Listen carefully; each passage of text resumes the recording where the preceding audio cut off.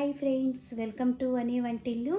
దోశ పిండి, ఇడ్లీ పిండి ఏమీ లేనప్పుడు బ్రేక్ఫాస్ట్ ఏమి చేయాలా అని ఆలోచిస్తున్నప్పుడు ఇలా హెల్తీగా కూరగాయలు వేసి గోధుమ పిండితో ఇలా తయారు చేసుకుంటే మనకి హెల్తీగా రొట్టెలు తినడానికి చూడండి ఎంతో బాగుంటాయి. మనం వీటిని బ్రేక్ఫాస్ట్గా, స్నాక్ లాగా, డిన్నర్ లాగా కూడా తీసుకోవచ్చు. ఒక బౌల్ తీసుకోండి, దానిలో 1 కప్పు గోధుమ పిండి తీసుకోండి. దానిలో ఇప్పుడు మనకి ఏ వెజిటబుల్స్ అయితే ఇష్టంగా తింటారో పిల్లలు అవన్నీ కూడా వేసుకోవచ్చు. ఇప్పుడు నేను ఇలా క్యారెట్ వేస్తున్నాను. 3 టేబుల్ స్పూన్లు క్యారెట్ తురుము వేసుకోండి. పచ్చి కొబ్బరి కొంచెం ఎక్కువ వేసుకుంటే బాగుంటుంది. పచ్చి కొబ్బరి తురుము ఒక 1/2 కప్పు వరకు కూడా వేసుకోవచ్చు. కొత్తిమీర సన్నగా కట్ చేసుకుని 2-3 టేబుల్ స్పూన్లు కొత్తిమీర వేసుకోండి. దీనిలో ఒక ఉల్లిపాయని ఇలా సన్నగా ముక్కలు కోసి వేసుకోండి. మీ స్పైస్ని బట్టి పచ్చిమిరపకాయలు వేసుకోండి. ఇలా అల్లం తురుము 1 టేబుల్ స్పూన్ వేసుకోండి.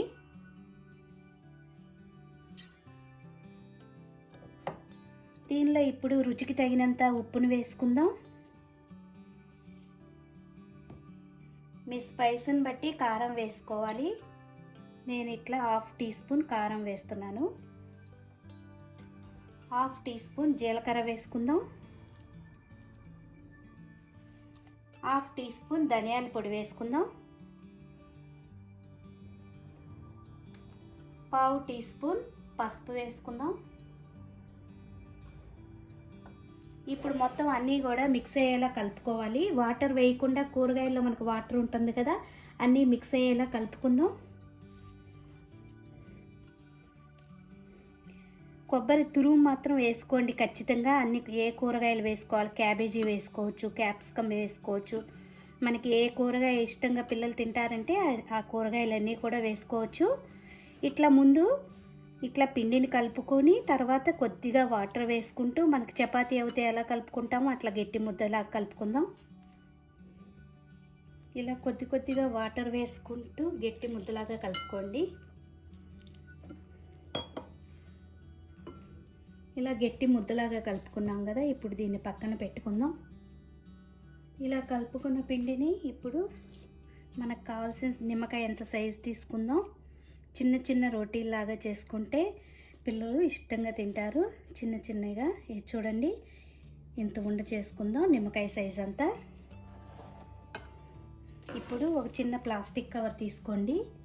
మీరు చేతి మీదైనా ఆయిల్ రాసుకుని చేసుకోవచ్చు, లేకపోతే ఇలా ప్లాస్టిక్ కవర్ మీద కొద్దిగా ఆయిల్ని రాసుకుని చేతికి కొంచెం పిండి అంటుకోకుండా ఆయిల్ని రాసుకుని ఇప్పుడు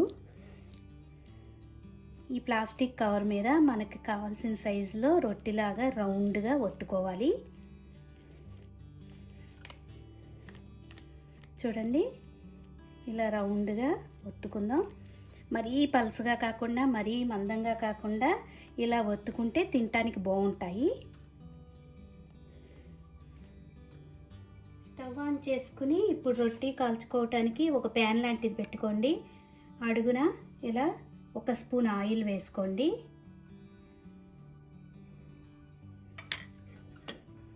ఆయిల్ వేడయ్యాక ఇప్పుడు మనం తయారు చేసుకున్న ఈ రొట్టెని ఇలా పేపర్ మీద నుంచి తీసి ఆయిల్లో వేసి వేయించుకోవాలి. ఇలా మూత పెట్టి 2 నిమిషాలు వేగనిద్దాం. 2 నిమిషాలు వేగాక మూత తీసుకుని రెండో వైపు తిప్పుకుందాం. ఇలా 2 వైపులా కూడా ఎర్రగా వేయించుకోవాలి. 2 వైపులా కూడా మనకి చక్కగా ఇట్లా ఎర్రగా కాలిపోయినాయి. ఇప్పుడు మిగతా అన్నీ కూడా ఇదే విధంగా కాల్చుకుని ఓ ప్లేట్లోకి తీసుకుందాం. చూడండి, గోధుమ పిండి రొట్టెలు రెడీ అయిపోయినాయి. మీరు ఏ చట్నీతో అయినా, లేకపోతే కూరగాయలని వేసాం కాబట్టి ఇలా తినేసినా కూడా చాలా బాగుంటుంది. మీ వీడియో మీకు నచ్చినట్టయితే ఒక లైక్ చేయండి, షేర్ చేయండి, కామెంట్ చేయండి. మరిన్ని వీడియోల కోసం అని వంటిల్ని సబ్స్క్రైబ్ చేసుకోండి. Thank you for watching.